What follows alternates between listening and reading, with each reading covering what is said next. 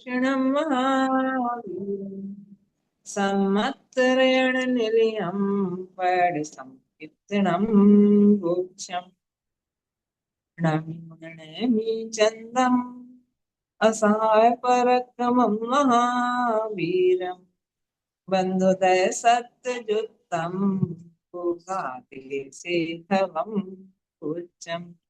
बोले 1008 देवादिदेव प्रथम तीर्थंकर श्री आदिनाथ भगवान की 1008 नैमिनाथ भगवान की मूल से पटना शासक नायक श्री महावीर भगवान की परम पूजाचे तुलसी आचार्य विद्यासागर जी, आचार्य ज्ञान सागर जी, आचार्य समय सागर जी, आचार्य सिद्धेश सागर जी महाराज जी की जय। उन्हीं से प्रणम्य सागर जी महाराज जी की जय। आचार्य नेमचंद स्वामी जी की जय।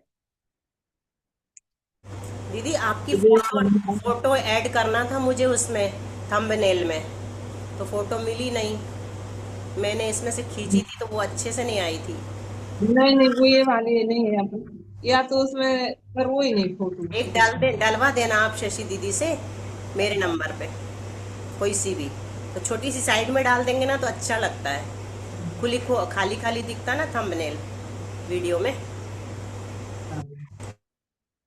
तो हम ये कह रहे थे कि अब इसमें प्रदेश में अपना वर्णन चल रहा है कि कर्मों का बंटवारा।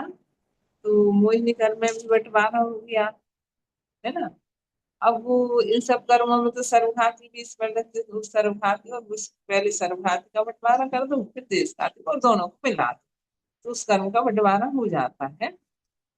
अब आगे बताएंगे कि जैसे अंतराय कर्म आदि में है ना, और नाम कर्म में है, दो कर्म का अब जो अधिक अधिक क्रम से है, तो उनमें कैसे ढंग से बंटवारा होता है। कल अपन ने पढ़ा था कि वेदों में किसका काल ज्यादा है उसका द्रव्य ज्यादा होगा, क्योंकि काल से मतलब यहाँ एक समय के बंटवारे से मतलब नहीं था। कल वाली जो अपने पढ़ी थी वहाँ मतलब था कि जैसे नपुंसक वेद का ही बंधा निरंतर निरंतर करते रहे, तो वह सत्ता में उसका द्रव्य ज्यादा हो जाता है। क्यों? क्योंकि उसका बंध काल ज्यादा है। जिस प्रकृति का बंध काल ज्यादा होगा तो उसको हर समय बंटवारा हो रहा है अपने कर्मों में, हर समय कर्मों में बंटवारा होगा तो उसमें उसी को द्रव्य ज्यादा मिल जाएगा, जिसका जिसका काल ज्यादा होगा। तो इस कारण से उसे ये होता है कि नपुंसक वेद का काल सबसे ज्यादा है, तो उससे उसको सबसे ज्यादा द्रव्य अपेक्षा से वहां अनेक समय की बात, नाना समय की बात कही थी। लेकिन एक समय में तो जो प्रकृति बन रही है उसी को बंटवारा मिलता है, यहाँ कहने का अभिप्राय उनका है। अब आगे नाम कर्म की उत्तर प्रकृतियों में इनके विभाग का क्रम है। हाँ, कल किसी ने कहा था कि वो 3500 वाला जो है वो हमने विकास छावड़ा की वाली संदृष्टि डाली थी, उसमें कुछ नहीं है। इनने 1.5 लाख वाला बताया हाँ समय दीदी, हमने प्रबंध। पूछा था कल। हाँ, और उसमें 2 लाख किया है, तो उसमें 2 लाख के अच्छी। हिसाब से करेंगे। उन्होंने अनंत का प्रमाण वहां पर शायद 8 माना है, तो पहले 8 का भाग देंगे, एक भाग को अलग रखेंगे बहुभाग, फिर बहुभाग के वैसे हिस्से करेंगे। तो उसको मतलब उस जो अपन ने अंक संदृष्टि में जो माना है ना उसके अनुसार करेंगे, तो वो यावली का असंख्यात भाग का भाग देके बहुभाग बहुभाग करके, तो उनका एक भाग शायद 35,000 आया, और बहुभाग के हाँ हिस्से की तो 35,000 आ गए है ना। फिर पैंतीस हाँ हाँ। हजार में पावली का संख्यात्मक भाग तो 5 ही है, तो उसका भाग दे करके भाग दे के किया है। वो सही है गणेश, उसमें गड़बड़ नहीं है। करके देखना ठीक एक है। बार और। बस उसे हाँ ठीक है सर्वघाती दीदी। का द्रव्य निकालने के लिए अनंत का प्रमाण 8 मानना। इन्होंने शायद उसमें सुजाता शायद जी ने, देशघाती का निकाला है शायद दीदी उसमें। नहीं तो देशघाती का फिर बहुभाग का बाद में देशघाती का निकाला ना। तो हाँ पहले तो सर्वघाती का निकाल करके उन्होंने वो कर दिया, फिर बहुभाग का जो निकालेंगे वो देशघाती का है। तो अब अपन ने जैसे 2 लाख माना, तो 2 लाख में जैसे अपन ने एक भाग जो सर्वघाती का आया उसको घटा करके जो बहुभाग देशघाती का आएगा ना उसका फिर अपन करेंगे आवली के संख्याते भाग से। अभी हमारे पास पुस्तक नहीं है, हमने वैसे इसमें डाला था, तो वो सही है उसकी, हमने देख ली थी वो वाली गणित, कहीं से बाधा नहीं हो रही उसमें। और दीदी एक बात कल, दीदी हाँ दीदी, आपने पुरुष वेद का अंतर मुहूर्त बताया था, उत्कृष्ट काल बनने का लगातार, हाँ है ना। हाँ हाँ वो मतलब वहां पे जहाँ तीनों बनते हो या दो बनते हो, कि इससे ज्यादा नहीं बनेगी। ये हाँ प्रीति का हाँ मेरे पास है, मेरी समझ में नहीं आया, मैं समझा नहीं पाया। अगर प्रीति हो क्लास में तो जरा सवाल पूछो अपना, क्या पूछ रही थी। हाँ हाँ। प्रीति है। जी वंदना दीदी। दीदी ये हाँ जो उसमें सुजाता जी वाले में वो समय में लिखा हुआ है कि दो हाँ समय, तो हाँ। आपने कहा था दो अंतर्मुहूर्त, तो ये कैसे? नहीं तो उन्होंने दो समय नहीं लिखा, ऐसा कहा है उन्होंने कि एक आवली का समय 5 समय है और हम उसकी जी। सहनाई दो मान रहे संदृष्टि। तो हमारा हम्म। सबसे पहले उन्होंने दिया है पुरुष वेद। तो पुरुष वेद जी। का अपन एक आवली संख्यात आवली का अंतर्मुहूर्त मान रहे हैं। तो फिर वहां पर अपन एक आवली अपन 5 समय की मानेंगे तो दो आवली कितनी हो जाएंगी, 10 समय की। तो वो 10 समय वाला अंतर्मुहूर्त है, ऐसा है। और स्त्री वेद में तो उससे संख्यात गुणा वाला है, उसमें दो का और गुणा करेंगे तो तो उसमें यानी 20 समय है। 10 समय का अंतर्मुहूर्त है वो? हाँ 10 समय का अंतर्मुहूर्त है, मतलब उनमें दो अंतर्मुहूर्त है। तो उनने संख्यात आवली का अंतर्मुहूर्त, तो वो वाला अंतर्मुहूर्त कितने का है, तो उन्हें उसको उसका माना है कि 10 समय का अंतर्मुहूर्त है। और ये जो स्त्री वेद वाला जो अंतर्मुहूर्त है वो काल बड़ा है उससे संख्यात गुणा। तो वो कितना बड़ा है, तो उससे अपन ने यहाँ संख्यात का प्रमाण दो ही माना है, तो 10 को 2 से गुणा करेंगे तो 20 समय रहेगा। और फिर उसका और जो वो दूसरा वाला आएगा हास्यरथी का, तो वो संख्यात का प्रमाण हो और ज्यादा मतलब ज्यादा गुणित कर दिया, तो उसमें 4 से गुणा किया है। तो 20 की जगह अपन 80 समय कर देंगे, क्योंकि 20 में 4 का भाग गुणा करेंगे तो 80 आ जाएगा, ऐसा। ठीक है। फिर 80 से 160 है, ऐसा वाला। फिर वो संख्यात गुणा वो दो ही वाला है, इसलिए उसको उससे गुणा। जो प्रमाण माना ना उससे करके चलो जाओ तो कहीं बहाना नहीं आता। और उसमें मत उलझो ज्यादा, क्योंकि अपन को पता ही नहीं है कि कौन सा वेद कैसा चल रहा। लेकिन बस इतना अभिप्राय समझ लो कि ज्यादा इसका काल इसका ज्यादा रहता है, इसका काल कम रहता है, इसलिए इसका द्रव्य ज्यादा रहता है। क्यों रहता है, जब अपन मिथ्या गुण स्थान, उस समय की बात है। और वैसे तो यदि अपन तीसरे गुण स्थान से है तो तीसरे गुण स्थान से फिर तो बदलना ही नहीं है। तो हर समय पुरुष वेद को ही बंटवारा मिलना है। यानी पूरा द्रव्य जो आएगा ना, जैसे जो अपन उसको बंटवारे में आएगा, नौकासाय के बंटवारे में, तो उसमें जो फिर वो एक जो क्रम है ना, सबसे पहला क्रम वेद का है, तो सबसे ज्यादा उसको ही मिलना है। तो तो मतलब उसमें ये एक मान समय वाले लीजिए में तो कोई बात ही दीदी नहीं थी ना। उनने दीदी बीच में दीदी जो भी कहा था इसलिए दे दी कि मतलब कि यदि निरंतर निरंतर बंद होता रहे तो ऐसी इसकी अपेक्षा इसका द्रव्य सत्ता में ज्यादा हो जाता है, ऐसा। तो ठीक दीदी है। ये माने हाँ दीदी ये माने कि हाँ तीसरे स्थान से लेके 9वें गुण स्थान तक पुरुष वेद हाँ निरंतर बंधेगी ही बंधेगी और हाँ पूरा का पूरा निरंतर वही द्रव्य तो होते हैं। अब झड़ क्या जाएगी। करेंगे, नपुंसक हाँ वेद की बंद विच्युति पहले का हो गई, स्त्री हाँ वेद की दूसरे स्थान में हो गई, तो अब तो वो बंद वाली तो विच्युति वाली फिर से बनती नहीं है ना, ऊपर और की गुण स्थान। तो और नियम से बंधना फिर जरूर वही एक बनता और, है। और वेद का बंधना जरूरी है, ध्रुव बंदी है। तीन में से तो 9 में गुण स्थान तक एक बंधेगा ही बंधेगा। ठीक ठीक ऐसा होता ठीक। नहीं कि कोई वेद ना बंधे 9 में गुण स्थान तक। 9 में गुण स्थान के एक भाग तक, मतलब पूरे 9 में गुण स्थान तक वेद नहीं बनता। वह सबसे पहले वेद की बंध विच्छित्ति होती है। तो जहां जब तक वेद की बंध विच्छित्ति नहीं है तब तक तो एक वेद बनता ही बनता है। तो ऐसा हर जगह ऐसे लगाना। जब और अरति एक चीज शोक छठे गुण स्थान तक तो अरति शोक भी बन सकता है, और हास्यरति भी बन सकता है। लेकिन छठे के बाद 7 गुण स्थान से फिर अपन को हास्य और हास्यरति ही बंधना है, ऐसे। तो अच्छा नीचगोत्र इसको का थोड़ा बंध सा अपन के दूसरे तक होता है, तीसरे के बाद फिर उच्चगोत्र का ही बंध होता रहेगा, क्योंकि दूसरे में अपन ने नीचगोत्र की बंध विच्छित्ति की है। तो जो प्रकृति और बंध विच्छित्ति हुए ऊपर फिर वो एक ही बची बेचारी, तो उनको एक को ही मिलेगा सारा हिस्सा।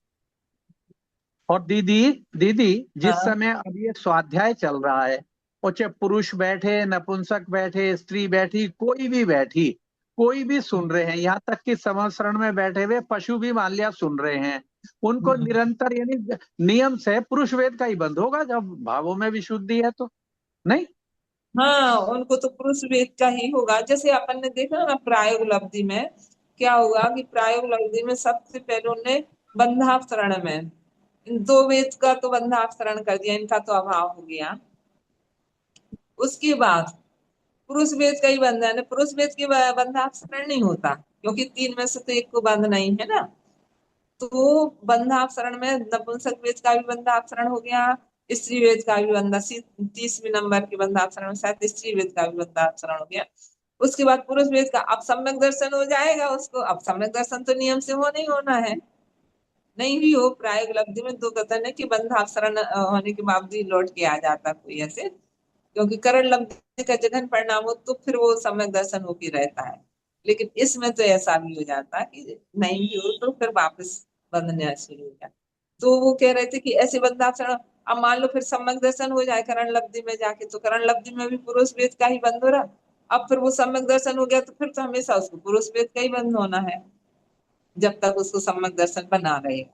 फिर यदि नीचे गिर जाएगा तो फिर जाकर के फिर उसको फिर वो नपुंसक वेद स्त्री वेद बनने लगेगी। ठीक दीदी है, पहले हाँ दीदी द्रव्य से पुरुष वेद और भाव से स्त्री वेद भी मोक्ष जा सकते हैं, तो फिर ऊपर के गुण स्थान में स्त्री वेद कैसा रह सकता है? नवे कंस्थान ऊपर के गुण स्थानों में भाव से स्त्री वेद रह सकता है, द्रव्य से वो पुरुष हाँ वेद वही ही तो। होना चाहिए। हाँ, हाँ, तो भाव से भाव स्त्री से। वेद का उदय है। उदय बहुत कम मात्रा में उसका अनुभाग रहता है, उसमें स्त्री वेद के उदय में श्री श्रेणी चढ़ जाते हैं, सब हो जाता है, नहीं, मोक्ष चढ़ तीसरे जाता है। हाँ, गुण स्थान से जब पुरुष वेद का ही उदय नहीं तो हम बंद बंध की होता बात है कर तो रहे फिर हैं, वो भले ही स्त्री वेदी है उदय है। बात, तो वो पुरुष वेद का बंध करना ना। बंध अलग चीज है, उदय अलग चीज है। कोई लब्ध पर्याप्त निगोदिया जीव है, पुरुष वेद का बंध कर सकता है भाई, उसको पुरुष में जाना है तो पुरुष वेद का भी बंध कर तो फिर सकता है ऐसा नहीं, नहीं। हाँ द्रव्य से पुरुष हो और भाव से हाँ। स्त्री वेद हो, तो हम्म। ऊपर मतलब कैसे बनता है स्त्री वेद? स्त्री वेद मोक्ष नहीं मोक्ष बनता मान ऊपर, लीजिए। ऊपर के गुण स्थान में दूसरे गुण स्थान से ऊपर स्त्री वेद का बंध नहीं होता है, क्योंकि फिर मोक्ष कैसे जाते भले हैं? ही उदय उदय है। नहीं पुरुष वेद में नहीं जाते, बंध पुरुष वेद का कर रहे हैं, जाएंगे स्त्री वेद से ही बंद कर रहे हैं तो वो पुरुष वेद का बंद करते हैं। तीसरे गुण स्थान अच्छा। से ऊपर सबको पुरुष वेद का ही बंद होना है। सम्यक दृष्टि पुरुष वेद का ही बंद करता है, इसलिए सम्यक दृष्टि को, क्योंकि उसको स्त्री में नहीं जाना, लेकिन सम्यक दर्शन छूट जाएगा तो फिर स्त्री वेद का बंद करने लगेगा वो। सम्यक दृष्टि स्त्रियों में नहीं जाता। ठीक है, पण विज्ञे अब अपन को अरे बहन 206 जी, नंबर की चलो बात है। दीदी, हाँ कुछ लोगों ने हाँ देखो वीडियो ऑन कर रखे हैं, प्लीज बंद कर लें वो हाँ हाँ, लोग सब सभी। लोग माइक बंद कर हाँ, लो, वीडियो बंद कर लो अपने ना, भैया को रोज कहना पड़ता है सब अपने आप कर लिया करो, सब बहुत पढ़े लिखे सब अच्छे होशियार हैं, तो इसलिए अपने आप बंद कर लिया करो, जिससे किसी को नहीं, कहना ही ना। ठीक दीदी है, एक काम कर सकते हैं, कभी आप इंदौर में क्लास रख लो, सब आए, खूब अपने आप को एक दूसरे को देखें दिखाएं, नो प्रॉब्लम, इसमें ना खोलें प्लीज। चलो ठीक है। 206 नंबर की गाथा। पणवेगे विविरियम। कौन सी है दीदी? 206। हाँ, पण विघ्ने विपरीतम, संबंधम पिंड धरणाम ठाणे।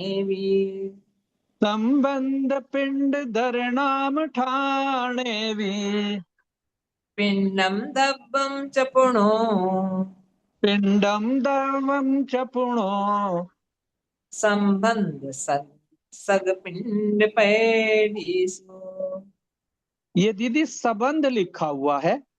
हाँ, संबंध, हाँ, हमने गलत बोल दिया भूल पिंडम से। दर्वम च पुणो, संबंध सग पिंड पयडीसु। पण वेगे विविरियम सवंद पिंड धरणाम ठाणे। पिंडम दब्बम च पुणो सवंद सग पिंड पैडीसो। पण विघ्ने विपरीतम, संबंध पिंड धरणाम ठाणे भी, पिंडम दर्वम च पुणो, संबंध सग पिंड पयडीसु।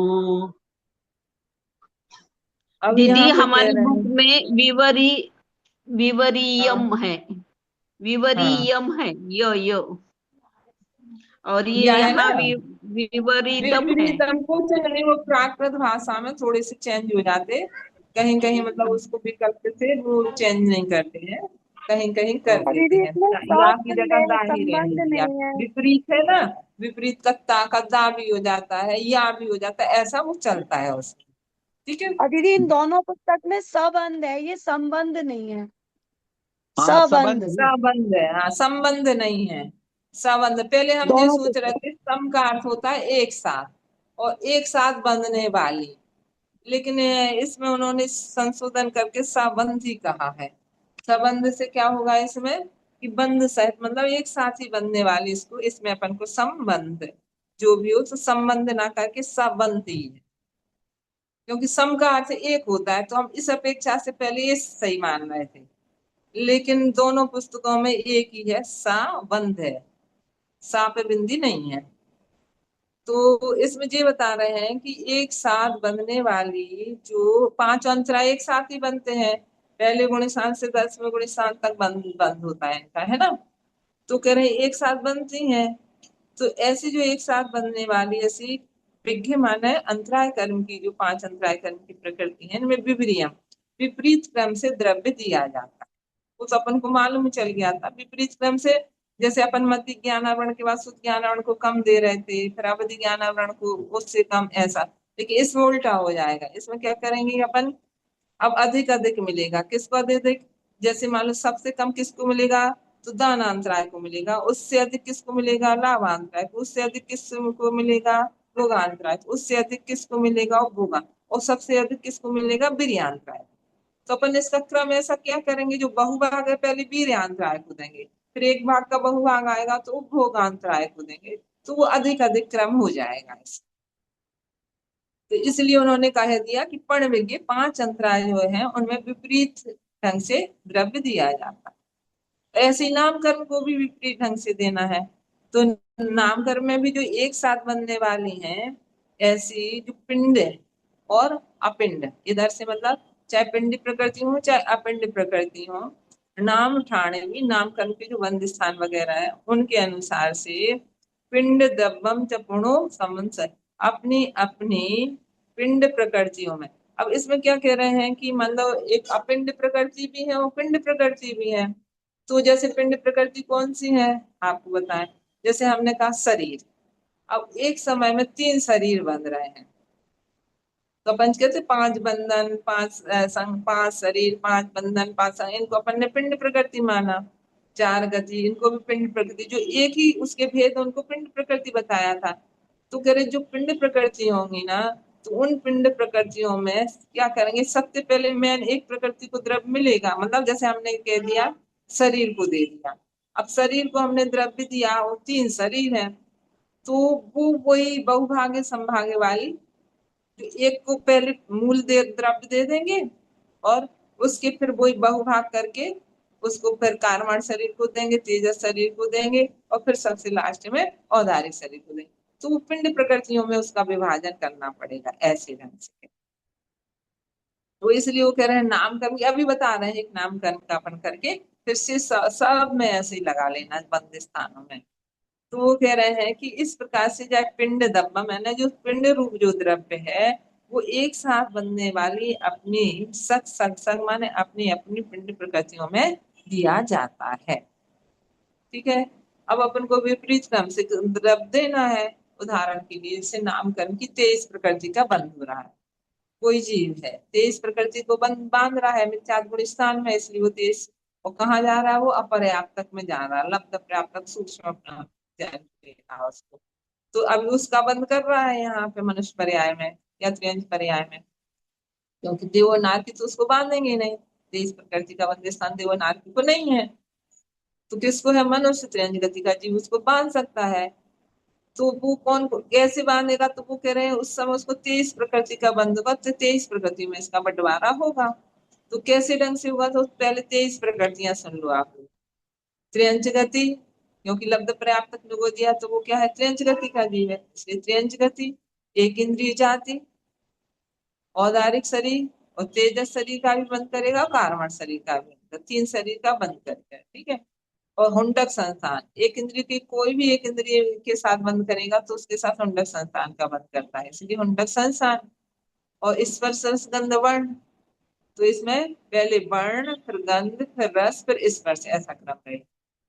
फिर त्रियंज गत्यानुपूरी, अब वहां दूसरे नंबर पर त्रियंज गत्यानुपूरी भी नहीं है, अपन को यहाँ लगाना है। सबसे पहले त्रियंज गति, फिर एक इंद्रिय जाति, फिर औदारिक, तेजस, कारवाण, ये तो पिंड है ना तीन। फिर क्या हुंडक संस्थान, वर्ण, गंध, रस, स्पर्श, ठीक है। फिर त्रियंच गत्यानुपूर्वी और अगुरु लघु, उपघात, स्थावर, सूक्ष्म, अपर्याप्त, साधारण, अस्थिर, अशुभ, दुर्भग, अनादि, अस्कीर्ति और निर्वाण। तो इस प्रकार से है, तो इनमें ऐसा क्रम रहेगा। अब ऐसे क्रम में सबसे लास्ट में आ रहा निर्माण। तो क्या करेंगे, सबसे पहले जो नाम कर्म की प्रकृति है, यानी नाम कर्म को मिला हुआ जो हिस्सा है, उसमें अपन ने एक आवली के संख्यात्मक भाग का भाग दिया, एक भाग को अलग रखेंगे और बहुभाग के 23 विभाग, 23 नहीं 21 विभाग करेंगे। क्यों? क्योंकि औदारिक, तेजस, कारवण, शरीर, इनको एक ही विभाग देना है। कह रहे तो वो एक ऐसे 21 विभाग करेंगे, 21 जगह अपन सबको बहुभाग का उतना जो हिस्सा आएगा ना 21 का भाग देके वो उतना उतना द्रव्य सबको दे देंगे। और दीदी फिर एक लास्ट में जो आंवली का संख्यात्मक भाग करना है। आवली के संख्यात्मक भाग से भाग देना है। हाँ हाँ, भाग करना है, एक आंवली का है ना। एक आवली का संख्यात्मक भाग का जो प्रमाण है उससे भाग देना है। ठीक है दीदी। ठीक है, तो वो अपन मान ले, जैसे अपन ने 5 माना है यहाँ पे, तो जैसे उससे भाग दे करके एक भाग को अलग रख दिया, बहु भाग के अपन ने 21 जगह उसको बराबर बराबर दे दिया। फिर जो एक भाग आएगा उसमें फिर आवली का संख्यात्मक भाग का भाग देंगे। जो बहुभाग आएगा उसको अपन को किसको देना है, वो कह रहे निर्माण को देना है, क्योंकि सबसे ज्यादा द्रव्य किसको मिलना है, निर्माण को मिलेगा।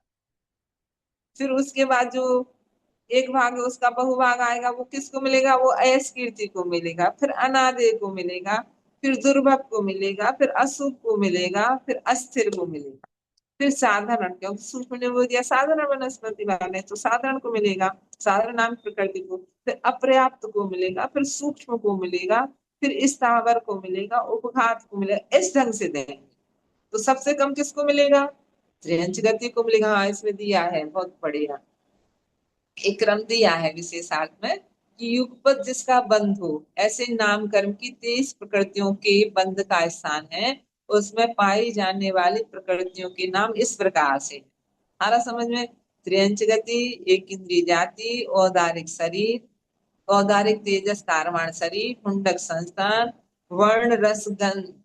तो अपन स्पर्श रस गंध बोलते हैं ना, तो इसको कैसा बोलना, वर्ण, गंध, रस, स्पर्श। फिर त्रियंज गत्यानुकूल, फिर अगु लघु, उपघात, स्थावर, सूक्ष्म, अपर्याप्त, साधारण, अस्थिर, अशुभ, दुर्भग, अनादि, अस्कीर्ति और निर्वाण। क्योंकि इनको अस्कीर्ति का ही बंध होता है, जो लब्ध पर्याप्त निगुत के साथ अपन ये बंध करेंगे ना, तो उसमें अयस्कीर्ति का ही बंध होता है, अनादेय का बंध होगा, दुर्भग का ही बंध होगा। तो इसलिए इनको इस ढंग से, लेकिन कैसे तरफ जाएगा, तो सबसे ज्यादा निर्माण को जाएगा, फिर अयस्कीर्ति को जाएगा, फिर अनादि को, फिर दुर्भग को, ऐसे सबसे कम द्रव्य मिलेगा वो त्रियंच गति। ठीक है, वही वही बहुभागे संभागे वाली रीति से अपन को इसमें वही काम करना है। 23 प्रकृतियों की जगह 21 बंटवारा करेंगे, क्योंकि जो औदारिक तेजस कारमण शरीर है ना, उसको एक भाग मतलब तीनों को मिलाकर के एक को ही देंगे। फिर वो जो वो आया ना पिंड रूप, फिर उस पिंड रूप में फिर आवली का संख्यात्मक का भाग देंगे, और जो बहुभाग आएगा वो कारमाण शरीर को मिलेगा। नहीं, वो पहले तीनों को बराबर दे करके फिर वो कारमाण शरीर को बहुभाग, फिर तेजस शरीर को, फिर औदारिक शरीर को, ऐसा क्रम है। ठीक है, यदि कहो तो हम एक बार पढ़ दे रहे हैं इससे, तो तुम लोगों को और अच्छा समझ में आएगा। विशेषार्थ पढ़ रहे हैं, सब लोग ध्यान से सुनना। नाम कर्म की जितनी प्रकृतियों का बंध एक काल में एक जीव को होता है, उसका बंटवारा अधिक क्रम से होता है, हीन क्रम से नहीं। क्योंकि ज्ञान आवरण में हीन क्रम से होता था, तो कह रहे हैं यहाँ हीन क्रम से नहीं। अर्थात एक भाग का बहुभाग प्रथम अंतिम प्रकृति को मिलेगा, ऐसे ही बहुभाग बहुभाग उत्तरे क्रम से देकर एक भाग प्रथम को मिलेगा। उसके उत्तर भेदों में, उत्तरोत्तर भेदों में भी यही क्रम है। नाम कर्म के 8 बंद स्थान है, सबको मालूम है, पहले जिन जिन ने पढ़ा था तो सबको मालूम है कि 23 प्रकृति का बंद स्थान है, 25 का बंद स्थान है, 25 के 5 या 6 बंद स्थान है, ऐसे प्रकृति चेंज करके 26 का है, 28 का है, 29 का है, 30 का है, 31 का है और एक प्रकृति का। एक प्रकृति किसका? यश कीर्ति। 10 अपन देखेंगे जब 10वें गुण स्थान में मात्र एक प्रकृति बन रही, कौन सी? यश कीर्ति। नामकरण को पूरा उसका ही उसको हिस्सा मिल जाएगा। जैसे 30 प्रकृति के बंद स्थान है, उदाहरण के लिए, तो 30 प्रकृति के बंद स्थान अनेक प्रकार के हैं। कैसे हैं? कि कोई मनुष्य गति का जीव है ना, और मान लो सप्तम गुण स्थान वर्ती मुनि अवस्था में है, तो वो देव गति में जाना है उसको, तो देव गति संबंधी 28 प्रकृतियों का बंद करेगा, उसके साथ आहार का भी बंद कर रहा है, तो उसको 30 प्रकृति का बंद होगा। एक इस प्रकार से भी बनता है 30 प्रकृति का बंद स्थान। एक मान लो कोई देव गति का जीव है, नरक गति का जीव है, और उसको मनुष्य में आना है, तो मनुष्य गति संबंधी प्रकृति है 29 प्रकृति बांधना पड़ती है मनुष्य गति में आने के लिए। तो कह रहे हैं अब उस मनुष्य गति संबंधी 29 को बांधेगा। एक तीर्थंकर प्रकृति बांधने वाला कोई जीव है, जैसे राजा शैणिक थे ना, तो राजा शैणिक अब जैसे मान लो अब वो बंद कर रहे हैं, तो वो कितनी प्रकृति का बंद कर रहे हैं? 30 का बंद कर रहे हैं। अभी वर्तमान में कितनी प्रकृति बांध रहे हैं नामकरण की? 30 प्रकृति। क्यों? 29 तो वो मनुष्य गति संबंधी बांध रहे हैं, और एक तीर्थंकर उनको बनना है, इसलिए तीर्थंकर गति का भी बंद कर रहे हैं। तीर्थंकर गति का बंद चालू हो जाता तो फिर वो रुकता नहीं है ना, तो तीर्थंकर गति का भी बंद कर रहे हैं। तो ऐसे वो 30 प्रकृति को बंद रहे हैं, तो उनको 30 राजा शैणिक के लिए जो विभाजन हो रहा है ना नामकरण का भी हर समय वो बांध है, वो 30 प्रकृतियों में उसका विभाग जाएगा। किस क्रम से जाएगा? तो वो इस क्रम से जाएगा जो अभी अपन ने, तो अपन वहां त्रिंच गति की जगह क्या लग करेंगे? मनुष्य गति कर देंगे, पंचेंद्रिय जाति कर देंगे, औदारिक शरीर करेंगे, औदारिक अंगोपांग भी करेंगे वहां पे, है ना, और तेज का अनुमान करेंगे, मुंडक संस्थान की जगह समचतुर संस्थान करेंगे उनको, है ना। तो इस प्रकार से ये सब, और वैसे उनका विभाजन होगा, क्रम वही रहेगा। सबसे लास्ट में उनको तीर्थंकर प्रकृति को सबसे ज्यादा मिलेगा, फिर निर्माण को मिलेगा, फिर इस ढंग से क्रम चल रहेगा।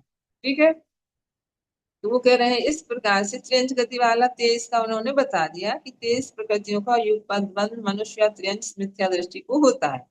नाम कर्म का जितना द्रव्य है उसका 23 में बंटवारा ना होकर 21 में ही बंटवारा होगा, क्योंकि शरीर पिंड प्रकृति है, उसको जो बंटवारा मिलेगा उसमें फिर 3 भाग करना है, समभाग, एक भाग का मिला हुआ भाग, ठीक है, फिर एक भाग को समान भाग में साधिक किया। यहाँ एक हीन रूप गुणकार को ना गिन करके अपवर्तन करने पर समय प्रवृत्ता, वो ठीक है, वो कठिन भाषा कर दी। तो इस प्रकार से उनको 21 जगह करके देना है। आ गया?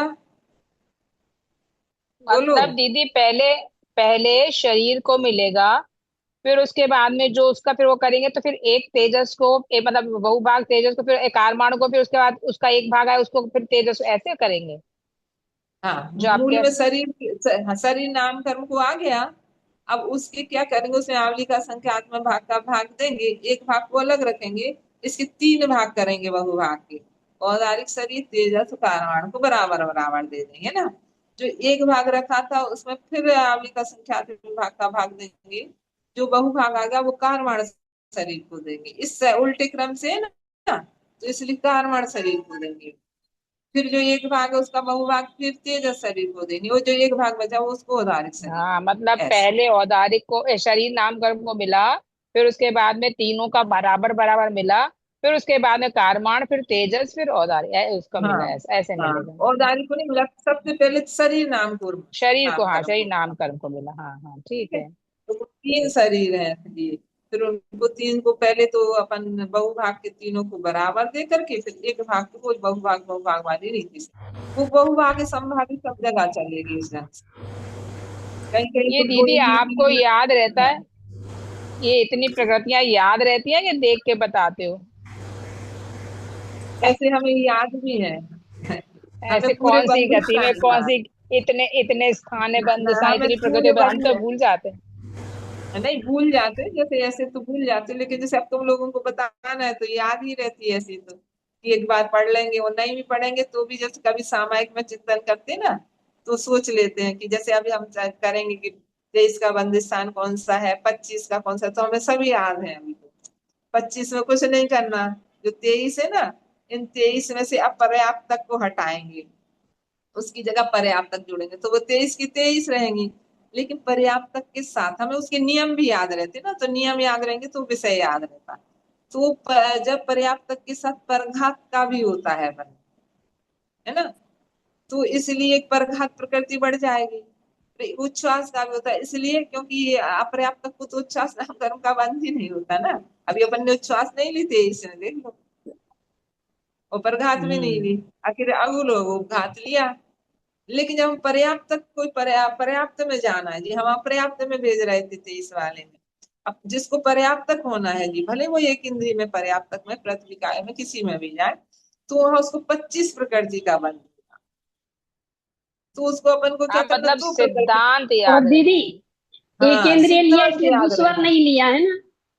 है। एक नहीं नहीं इंद्रिय का नहीं, कर रहा है, एक इंद्रिय का हाँ, करते तो एक दुस्वर इंद्रिय नहीं को लिया कर नाम कर्म का, एक इंद्रिय के क्योंकि अपन उसके में स्वर लगाते ना नहीं है। वचन ही, हाँ वचन योगी नहीं है ना उनको, तो दुस्सर सुस्सर का है ही नहीं उनको बंद। जब एक इंद्रिय में जो जाएगा वो सुस्सर दुस्सर का बंद नहीं करेगा।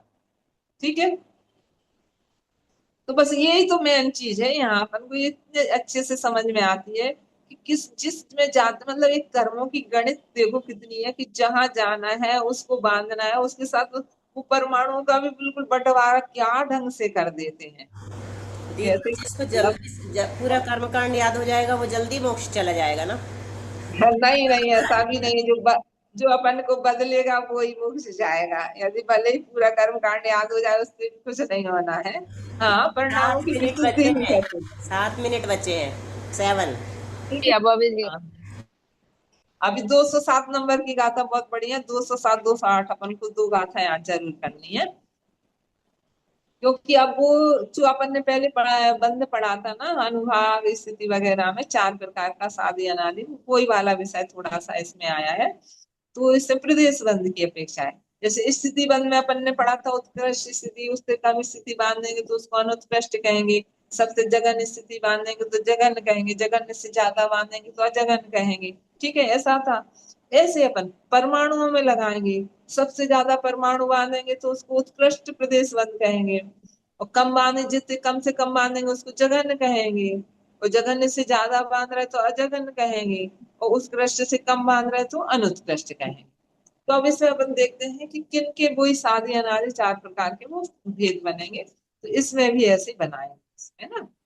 कोई ऊपर के गुण स्थानों में जिनका उत्कृष्ट बंध होता है, चाहे स्थिति की अपेक्षा चाहे इसकी जिसकी अपेक्षा भी लगाएंगे, तो उनका अनुत्कृष्ट 4 प्रकार का बनता है। तो इसलिए इसमें बताते हैं, छन्नम प्यणु कसो अर्णहंपि अणुकत्सो पदेश बंधोद चदुप्यापोदु